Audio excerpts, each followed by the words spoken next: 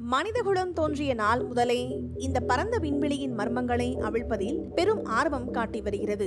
இந்த ஆர்வத்தின் உச்சகட்டமாக சில ஆண்டுகளில் ஒரு வரலாற்று சிறப்புமிக்க நிகழ்வு நடக்க உள்ளது.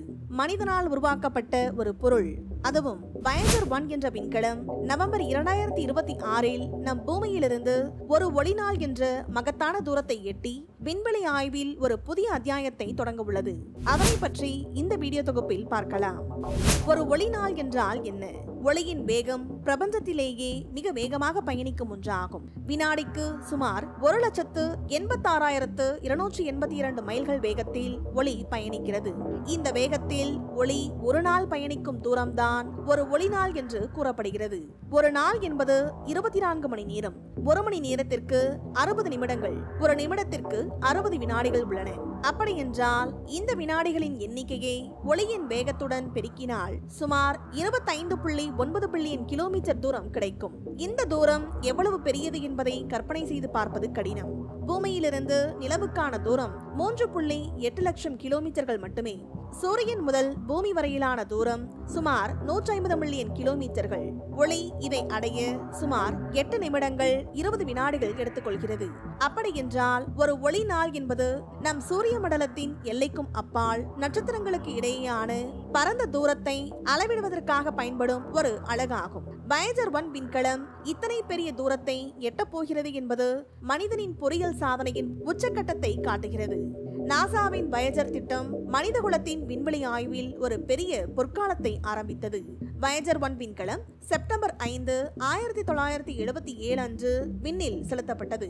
இது Voyager 2க்கு பிறகு சில வாரங்களில் ஏவப்பட்டாலும் அதன் பாதையின் காரணமாக விரைவாக பயணிக்க தொடங்கியது. இந்த விண்கலன்கள் சூரிய குடும்பத்தின் வெளிப்புற கிரகங்களான வியாழன், சனி, யுரேனஸ் மற்றும் நெப்டியூன் ஆகியவற்றை ஆய்வு செய்வதற்காக அனுப்பப்பட்டன. கிராண்ட் டூர் என்று அழைக்கப்பட்ட இந்த பயணங்கள் இந்த ராட்சத கிரகங்களை பற்றிய நமது புரிதலை முழுமையாக மாற்றியமைத்தன. Voyager 1 விண்கலம் வியாழன் கிரகத்தின் மெல்லிய வளையங்கள் பற்றிய முக்கியமான தகவல்களை பூமிக்கு அனுப்பியது. இது சனி கிரகத்தின் வளையங்களின் சிக்கலான அமைப்பு மற்றும் அதன் சந்திரன் டைட்டன் குறித்த விரிவான படங்களை எடுத்து அனுப்பியது. அதே போல Voyager 1 விண்கலத்தின் ஆரம்பகால பணி 1980களில் சனி கிரகத்தின் சந்திப்புடன் முடிவுக்கு வந்தாலும் அதன் பயணத்தை நாசா தொடர முடிவு செய்தது. சுமார் 50 ஆண்டுகள் பழமையான இந்த விண்கலம் தனது பயணத்தின் போது பல கருவிகளை பாதுகாப்பதற்காக அணைக்கப்பட்ட போதும் இன்றும் முக்கிய அறிவியல் தரவுகளை நம் பூமிக்கு அனுப்பிக் கொண்டே உள்ளது. 2030களின் முற்பகுதியில் Voyager 1 முழுமையாக அமைதியாகிவிடும் என்று எதிர்பார்க்கப்படுகிறது.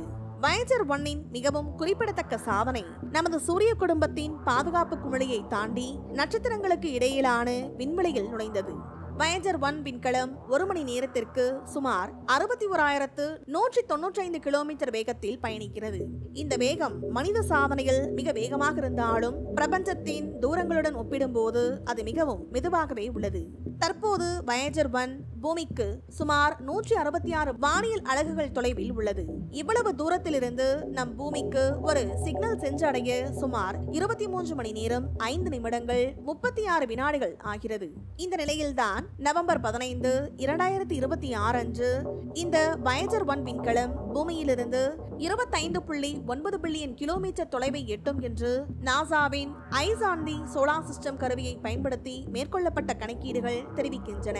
இதன் மூலம் Voyager 1 விண்கலம் மனிதனால் உருவாக்கப்பட்ட பொருட்களிலேயே பூமியிலிருந்து ஒரு முழு ஒளிநாள் தூரத்தை எட்டிய முதல் பொருளாக வரலாற்றில் இடம்பெறும். இந்த சாதனையை எட்ட Voyager 1 கிட்டத்தட்ட 49 ஆண்டுகள் பயணம் செய்திருக்கும். Voyager 1 விண்கலம் ஜனவரி 28, 2027 அன்று சூரியனிலிருந்து ஒரு ஒளிநாள் தூரத்தை எட்டும் என்று எதிர்பார்க்கப்படுகிறது. ஒரு ஒளிநாள் தூரத்தை அடைந்த பின்னரும் Voyager 1 தனது பயணத்தை தொடரும். சில விஞ்ஞானிகள் சூரிய மண்டலத்தின் உண்மையான எல்லை ஊச் மேகம் பகுதி என்று வாதிடுகின்றார்கள். Voyager 1 விண்கலம் இன்னும் அந்த ஊச் மேகம் பகுதியை அடையவில்லை. அந்த எல்லையை அடைய Voyager 1 விண்கலத்திற்கு கிட்டத்தட்ட 40,000 ஆண்டுகள் ஆகுமாம். மேலும் இது போன்ற சுவாரஸ்யமான வீடியோக்களுக்கு எங்கள் சேனலை சப்ஸ்கிரைப் செய்யுங்கள். நன்றி.